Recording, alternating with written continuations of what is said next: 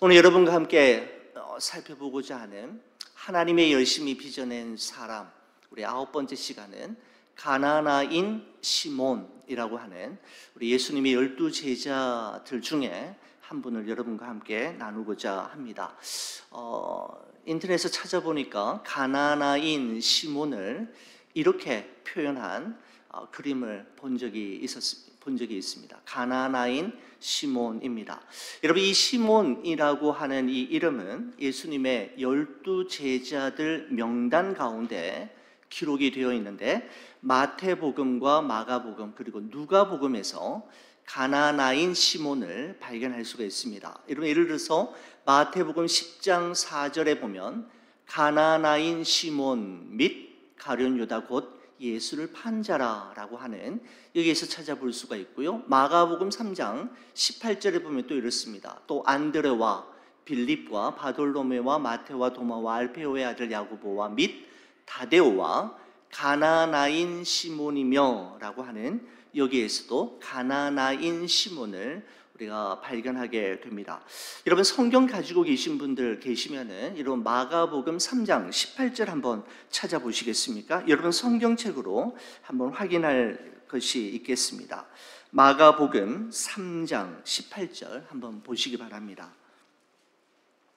우리가 여기 기록이 되어 있습니다만은 여러분 성경책 보시면은 이렇게 되어 있죠. 그 마지막 부분에 가나나인 시몬이며 라고 하면서 가나나인 시몬 앞에 번호가 하나 붙어 있는 것을 보게 되실 겁니다. 그 번호, 제 책에는 1번이라고 되어 있는데 성경책 맨 아래쪽에 가셔서 그 번호 1번을 보시면 설명이 붙어 있는 것을 확인하실 수가 있습니다.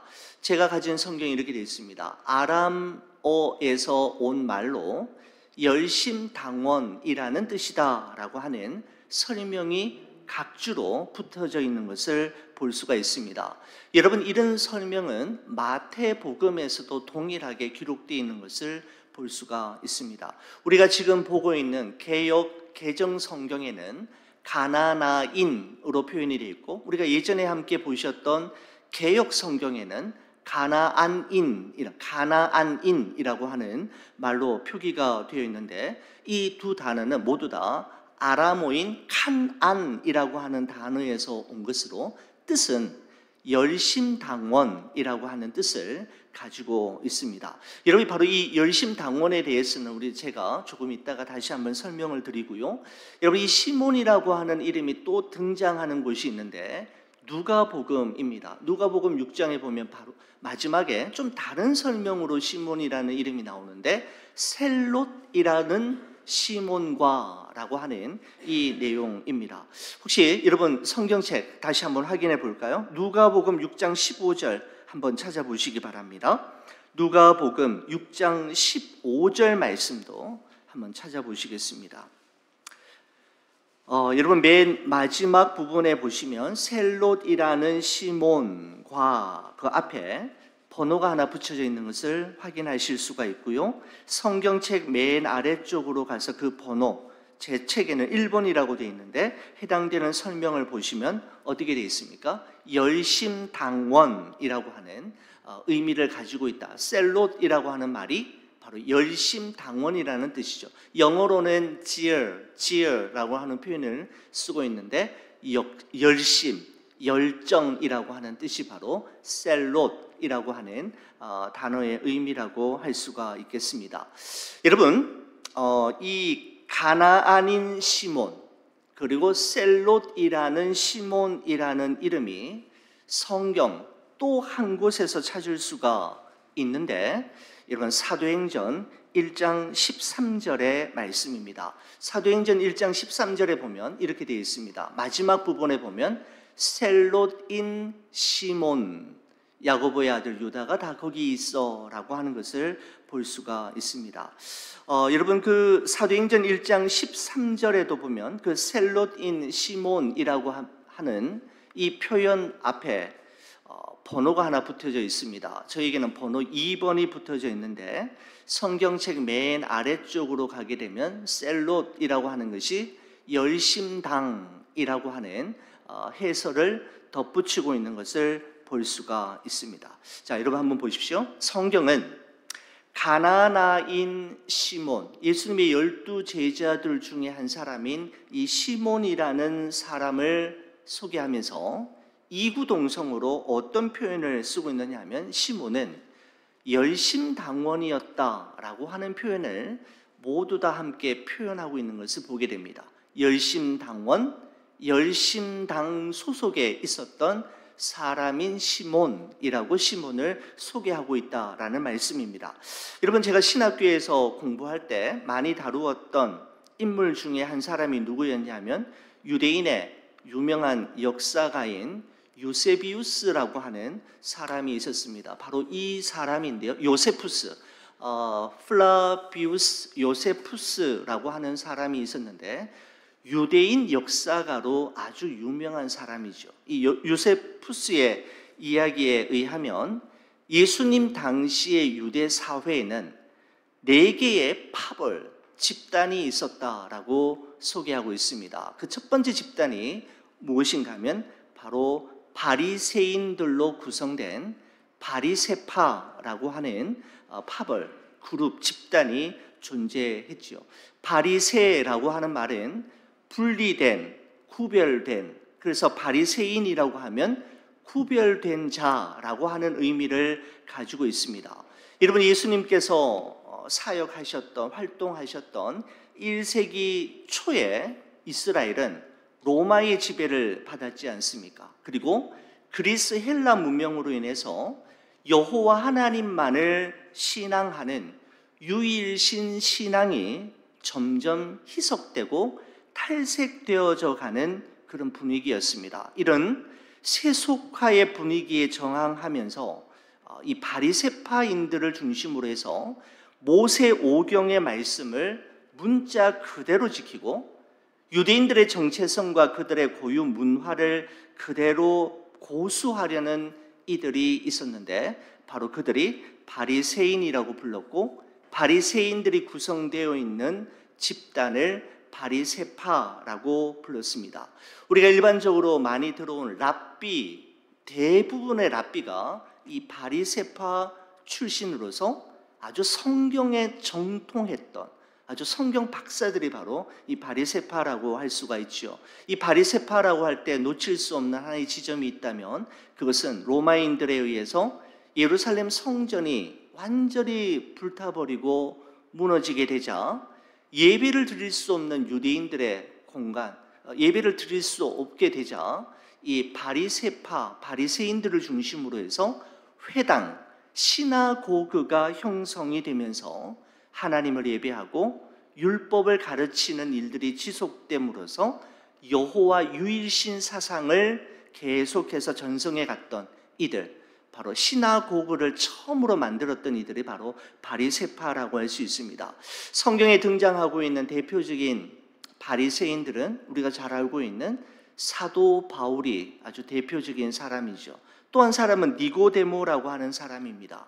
한밤중에 예수님을 찾아와서 우리가 어떻게 하면 영생을 얻을 수 있습니까? 라고 질문했던 니고데모 기억하실 겁니다. 여러분, 그 이후에 예수님께서 십자가에 못 박히셔서 죽으신 이후에 예수님의 시신을 빌라도에게 요구하고 자신의 빈 무덤에 예수님의 시신을 이렇게 모셨던 아리마대 사람 요셉, 바로 그가 대표적인 바리새파인이라고 할 수가 있습니다.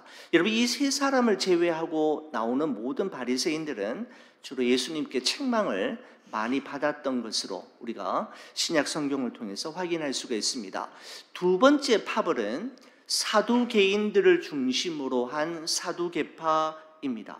성전을 지켰던 제사장 그룹에 속한 사람으로서 다윗과 솔로몬 시대의 대제사장이었던 사독의 이름을 따서 사두개파라고 그들은 불렀습니다. 여러분, 그들은 기적을 부인했고 부활을 믿지 않았습니다. 그리고 정치적으로는 친로마주의 정책을 펼치면서 로마에 빌붙어서 기득권을 유지하고 상류 귀족 사회를 형성했던 이들이 바로 사두개파 사람들이었습니다. 아주 부유했던 사람들이었죠. 로마와 함께 손을 잡았기 때문입니다. 유대인들의 최고 의사 결정 기관이었던 산헤드린 공회의 대부분이 사두개파 출신의 사람이었다라는 것을 볼 때 그들의 얼마나 막강한 힘을 가지고 있었는가도 우리가 짐작해 볼 수 있습니다. 여러분, 세 번째는 성경에서는 직접 언급되고 있지 않지만 에세네파라고 하는 당시에 참 많은 사람들이 이 파에 또 속해 있었는데 대표적인 누구를 이야기를 하느냐 하면 성경학자들은 세례 요한을 이야기합니다. 금욕주의자들이라고 할 수가 있죠. 도시나 마을, 가족 공동체를 벗어나서 광야에 머물면서 약대 털옷을 입고 메뚜기와 석청을 먹으면서 철저한 금욕과 절제의 생활을 하면서 메시아를 대망했던 사람들, 더 이상 유대 사회나 더 이상 로마 제국의 희망을 찾을 수 없었던 그들은 광야로 나가게 되었고 에세네파를 형성하게 되었습니다. 이런 마지막에 바로 열심당, 셀롯당이라고 할 수가 있죠. 여러분, 이들은 반로마주의 성향을 가진 사람이었습니다. 로마에 절대로 협조하지 않았고 로마에 세금 내는 것을 거부하였던 이들이 열심당원들이었습니다. 극단의 폭력과 테러를 통해서 끊임없이 로마를 향해 무력 투쟁을 일삼았을 뿐만 아니라 친로마주의 성향을 띠는 유대인들을 척결하고 암살하는 일들을 주로 했던 이들이었습니다. 이들은 전부 다 품에 칼을 하나씩 들고 다니면서 로마의 장교들이나 아니면 친로마주의적인 성향을 가진 이들을 갑자기 찌르고 도망하는 그런 일들을 많이 했다고 합니다. 여러분, 우리가 알고 있듯이 우리 일제 강점기에 독립투사와 같았던 안중근 의사와 윤봉길 의사와 같은 그런 일들을 했던 분들이 바로 이 열심당, 셀롯당이라고 할 수 있죠. 유대 사회의 이스라엘의 독립, 자주 주권을 회복하기 위해서 폭력과 테러를 일삼았던 이들이 바로 열심당원들, 셀롯당원들이었습니다. 여러분, 예수님의 12 제자 가운데서 오늘 여러분과 함께 살펴보려고 하는 인물, 바로 가나나인 시몬이 바로 열심당원 출신이었다라고 보시면 그가 어떤 성향의 사람이었는지를 우리가 살펴볼 수가 있는 것이죠. 여러분, 앞서 말씀드린 대로 여러분 성경에는 가나나인 시몬이라고 하는 인물이 예수님의 12 제자를 그 명단을 소개할 때만 이렇게 기록이 되어 있는데 성경학자들 가운데서는 이 말은 열심당원 출신인 시몬이 했을 것이다 라고 추측하는 성경 구절이 하나가 있는데 바로 사도행전에 기록된 말씀입니다.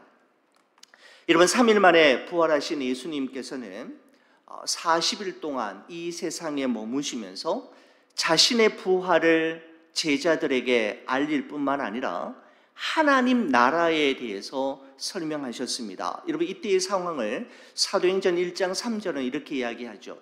그가 고난을 받으신 후에 또한 그들에게 확실한 많은 증거로 친히 살아계심을 나타내사 40일 동안 그들에게 보이시며 무엇을 말씀하시고 가르치셨냐면 하나님 나라의 일을 말씀하시니라 라고 말씀하고 있습니다. 여러분, 이처럼 부활하신 예수님께서 하나님 나라의 일에 대해서 제자들에게 끊임없이 가르치시고 또다시 말씀하시고 설명하시는데 갑자기 한 제자가 예수님께서 지금 말씀하시고 있는 하나님 나라에 대해서는 도무지 관심이 없고 오로지 자신의 나라, 이스라엘 나라에 대한 관심으로 예수님께 다음과 같이 질문하는 내용이 사도행전 1장에 기록이 되어 있는데 1장 6절의 말씀에 보면 이렇게 되어 있습니다. 그들이 모였을 때에 예수께 여쭈어 이르되 주께서 이스라엘 나라를 회복하심이 이때니까 하니라는 말씀이 있습니다. 여러분, 사도행전의 저자인 누가는 이 질문을 누가 했는지에 대해서 구체적으로 언급하고 있지는 않지만 많은 성경학자들 가운데서는 예수님의 제자들 가운데서 이런 질문을 할 만한 사람은 가나나인 출신의 시몬밖에 없다라고 이야기하면서 그가 예수님께 질문했을 것이다 라고 추정하고 있습니다. 열심당원 출신인 그는 어느 누구보다도 그죠? 무엇에 관심이 있었습니까? 자신의 나라 이스라엘에 대해서 누구보다도 관심이 있었고, 이스라엘이 로마로부터 독립하여 주권을 회복하는 것이 그의 최고의 관심이었기 때문에 이제 부활하신 예수님께서 승천하시면 더 이상 들을 수 없는 질문의 대답을 예수님께 물었던 것입니다. 예수님, 이스라엘 나라를 회복하심이 이때니까 언제입니까? 이스라엘이 로마로부터 독립하여 주권을 회복하는 날이 언제입니까? 우리는 언제까지 기다려야 합니까? 라고 예수님께 물었던 것이죠. 여러분 거기에 보시면 그때 예수님께서 7절에 이렇게 대답하셨습니다. 이르시되 때와 시기는 아버지께서 자기의 권한에 두셨으니 너희가 알 바 아니오 라고 말씀하셨습니다. 여러분 여기서 때와 시기라고 하는 단어를 헬라어 원문에서는 때는 크로노스라고 하는 단어를 쓰고 있고 시기는 카이로스라고 하는 단어를 쓰고 있습니다. 우리가 참 많이 들어왔던 우리 예배 시간에 또 설교 시간에도 이 크로노스와 카이로스에 대해서도 여러 번 말씀을 드린 적이 있지 않습니까? 여러분 크로노스라고 하는 시기는 단어는 무엇인가 하면 일반적인 시간 개념을 이야기할 때 쓰는 단어입니다. 1초, 1분, 1시간, 하루, 한 달, 1년을 이야기할 때 그러니까 시계나 달력으로 계산할 수 있는 시간, 모든 사람들에게 동일하게 주어진 시간을 이야기할 때 크로노스라고 하는 헬라어 단어를 쓴다면 여러분 카이로스라고 하는 시간은 어떤 시간인가 하면 특별한 의미가 있는 시간을 이야기합니다. 하나님의 뜻과 계획이 이루어지는 바로 그 시간, 바로 그때를 이야기할 때 카이로스라고 하는 단어를 사용하게 되는 것이죠.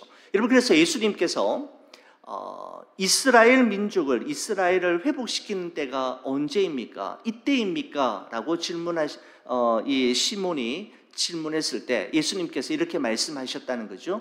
때와 시기는 아버지께서 자기의 권한에 두셨으니 너희가 알 바 아니요. 여러분 이 표현에는 두 가지 의미가 있었다라는 생각을 하게 됩니다. 여러분 첫 번째 의미는 어떤 때이든지 어떤 시기이든지 크로노스의 시간이든지 카이로스의 시간이든지 간에 모든 시간과 타이밍의 주관자는 하나님이시며 하나님의 주권적인 뜻에 달려있다라고 하는 것을 의미합니다. 때와 시기는 아버지께서 자기의 권한에 두셨으니 너희가 알 바가 아니다라고 하는 것은 모든 시간과 타이밍의 주관자는 하나님이시다라고 하는 것을 이야기하는 것이죠. 여러분 두 번째 의미는 이렇습니다. 이 말은 언제인지를 아는 것보다 더 중요한 것은 어떻게 사느냐라는 것을 말씀해 주고 있다라고 생각이 됩니다.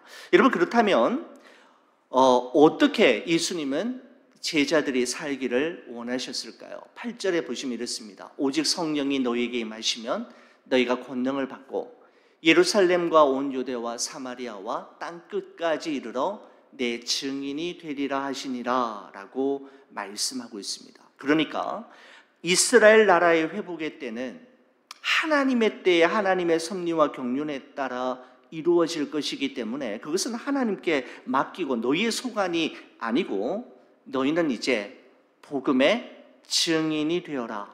그리고 너희는 먼저 하나님의 나라와 의를 구하는 삶을 살아라 라고 하는 의미로 연결 지을 수가 있는 것이죠. 여러분, 그렇습니다. 우리의 삶은 내가 얼마나 살았느냐로 평가되어지는 것이 아니라 하나님과 사람 앞에서 무엇을 위해 살았는가, 하나님 나라와 의를 위해 어떻게 살았는가로 평가되어질 날이 반드시 올 것입니다. 여러분, 그래서 때와 시기에 대해서는 묻지 마라. 그것은 하나님께 속한 것이고 너희는 내 증인이 되어라. 바로 하나님의 나라와 의를 위하여 살아갈 것에 대해서 예수님께서 말씀하셨던 것입니다. 여러분, 그렇습니다. 자기 나라를 사랑하고 자기 나라를 위하는 것은 너무나도 좋은 일이죠. 아주 훌륭한 일입니다. 여러분, 하지만 오늘날 이 세상에서 끊임없이 일어나고 있는 전쟁과 분쟁의 원인과 이유가 어디에 있습니까? 나라와 나라 사이에, 부족과 부족 사이에, 마을과 마을 사이에 끔찍한 전쟁이 지금도 계속해서 자행되고 있는 것은 내 나라, 내 민족, 내 부족, 내 가정, 내 자녀, 내 생각만이 옳다고 생각하기 때문이지 않습니까? 여러분, 선교사님들과 선교학자들이 선교의 가장 치명적인 장애물이 되는 것이 무엇인가 라고 이야기할 때 그분들이 하는 이야기는 민족주의라고 이야기했습니다. 자민족 중심주의, 우월의식이 선교에 참 방해가 되는 때가 많다라고 하는 것을 들은 적이 있습니다. 내 나라, 내 민족, 내 가족, 내 자녀, 내 생각만이 옳다라고 생각하고 너보다 우월하다라고 생각하는 것에서부터 여러분, 싸움과 분쟁이 일어나게 되지 않습니까? 여러분, 지금은 고인이 되신 고 이어령 교수님의 부인인 강인숙이라고 하는 여사가 쓴 글로 지은 집이라고 하는 책에 있는 내용이 생각이 났습니다. 예전에 여러분께 한번 소개해 드린 적이 있습니다만은 이어령 교수님이 참 강연을 많이 했지 않습니까? 그 고인이 강연을 한 후에 그 바쁜 일정 중에 아버지 집에 들려서 아버지와 점심 식사를 하는 그때의 이야기가 이 글로 지은 집이라고 하는 사모님의 책에 일화로 기록이 되어 있습니다. 그때 이미 고 이어령 교수님의 아버님은 100세가 훨씬 넘으신 아주 어르신이었는데 식사 기도를 할 때 이 이어령 교수님이 잊을 수 없는 한 멘트가 있었다라고 이야기합니다. 이 교수님의 아버지는 기도할 때 어떤 식사 기도를 하면서 소말리아에서부터 시작해서 전 세계 굶주리며 고통당하는 이들을 매스컴을 통해서 들은 대로 일일이 열거하면서 다 기도한 후에 마지막에 이런 기도를 했다는 것이죠. 제 자식을 위한 기도는 생략하겠습니다 라고 하는 기도를 하면서 기도를 마치시는 아버지의 기도가 정말 이 이어령 교수님에게는 큰 의미로 다가왔다고 합니다.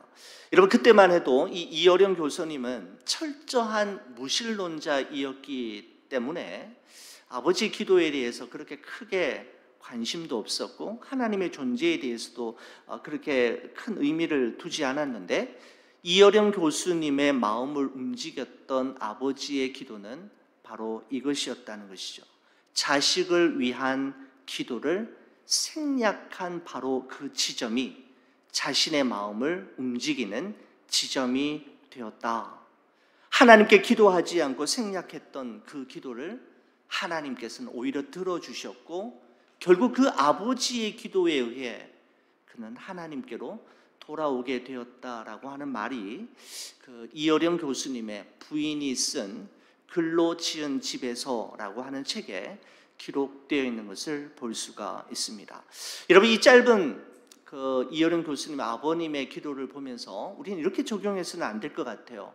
우리 자녀를 위해서는 기도할 필요가 없고 앞으로 기도하지 않아도 된다라고 하는 메시지로 이 문장을 받아들이기보다는 우리가 하나님의 나라와 의를 위해 먼저 구하면 그 외의 것은 하나님께서 책임져 주시고 알아서 해결해 주신다라고 하는 메시지로 저는 이 문장이 다가왔습니다. 여러분, 우리의 기도의 지경이 어디까지입니까? 저도 마찬가지입니다만은 항상 우리 교회, 우리 가족, 또 우리 성도, 우리 자녀 거기에서 맴돌고 그 기도의 지경이 한계 지어지는 것을 많이 보게 됩니다. 여러분, 그러나 우리 기도의 지경이 조국 대한민국과 또 미국의 대선을 앞두고 있는 미국 땅을 위해서, 그리고 저 중동 지역에서 오늘도 매스컴을 통해서 봐왔습니다마는 이스라엘과 레바논과의 전쟁, 또 우크라이나와 러시아 간의 끊임없는 그 전쟁, 전 세계 열방에 질병으로 기근으로 고통당하고 있는 이들을 위한 기도가 드려지게 될 때, 여러분, 우리 가정, 우리 교회, 우리 자녀들을 위한 기도는 하나님께서 책임져 주시지 않겠나라는 그런 생각을 해보게 되는 것이죠. 여러분, 철저히 민족주의자이었던 열심당원 출신이었던 가나나인인 시몬은 그 이후에 예루살렘과 온 유대와 사마리아의 경계선을 넘어서서 자기 민족, 자기 나라만 알고 있었던 이 사람이 어떻게 되었느냐 하면, 이제는 예수님께서 부활 승천하신 이후에 소아시아와 북아프리카, 이집트와 흑해 연안, 그리고 영국에까지 이 사람이 가서 복음을 전하다가 예수님의 12 제자 중에 하나인 다데오와 함께 페르시아에서 복음을 전하다가 순교했다라고 하는 기록을 말씀을 준비하면서 확인할 수가 있었습니다. 민족주의자였던 그가 예수님의 이 마지막 사도행전의 말씀을 들은 이후에 그는 복음 전도의 지경과 기도의 지경이 한없이 확장되었던 것이죠. 여러분, 이 가나나인 시몬을 살피면서 여러분 한 가지 더 살펴보고 싶은 지점이 하나 더 있습니다. 여러분, 앞서 말씀드린 대로 가나나인 시몬은 열심당원이었다 말씀드렸지 않습니까? 반 로마주의 성향을 지닌 대표적인 제자였습니다. 여러분, 그런데 여러분과 제가 알고 있다시피 예수님의 12 제자들 중에는 친로마주의 성향의 사람인 제자도 있습니다. 누구입니까? 바로 마태라고 할 수가 있죠. 마태는 로마 정부가 공식적으로 고용한 세리로서 로마에 빌붙어서 조국, 동족의 피를 빨아먹는 흡혈귀와 같은 존재가 바로 마태이었습니다. 여러분, 이처럼 예수님의 제자들 가운데에서는 열심당원도 있었지만 반로마주의 성향을 지닌 사람도 있었지만 세리처럼 친로마주의 성향을 지닌 제자도 있었습니다. 예수님께서는 서로 정반대의 삶을 살아가던 두 사람 모두를 당신의 제자로 삼아 주셨던 것이죠. 여러분, 그리고 예수님께서 십자가의 죽음을 앞두고 제자들의 발을 씻기시면서 다음과 같이 제자들에게 말씀하셨습니다. 여러분, 이 말씀은 저와 함께 같이 한번 읽어보겠습니다. 새 계명을 너희에게 주노니 서로 사랑하라. 내가 너희를 사랑한 것 같이 너희도 서로 사랑하라. 너희가 서로 사랑하면 이로써 모든 사람이 너희가 내 제자인 줄 알리라 라고 제자들에게 말씀하셨습니다. 제자의 제자됨은 어떻게 나타나는 걸까요? 정말 기도를 잘하는 것으로, 정말 말씀에 대한 박학한 지식을 가지고 있는 것으로? 예수님은 좀 다르게 말씀하셨습니다. 너희가 서로 사랑하면 세상이 너희를 보고 예수를 따르는 제자임을 알게 될 것이다 라고 말씀하셨지요. 여러분, 성도를 성도 되게 하고 교회를 교회 되게 하는 것은 바로 사랑임을 말씀하고 있습니다. 여러분, 서로 달라서 함께 할 수 없고 다르기 때문에 틀린 것이 아니라 서로 다르기 때문에 모두가 특별하고 모두가 소중한 것으로 받아들여지는 공동체라면 바로 그것은 예수님을 따르는 제자 공동체라고 할 수가 있는 것이죠. 서로의 여러 가지 다름이 사랑과 존중 그리고 배려에 의해서 조율될 때 우리는 무엇이든지 함께 할 수 있고 어디든지 같이 갈 수가 있는 것입니다.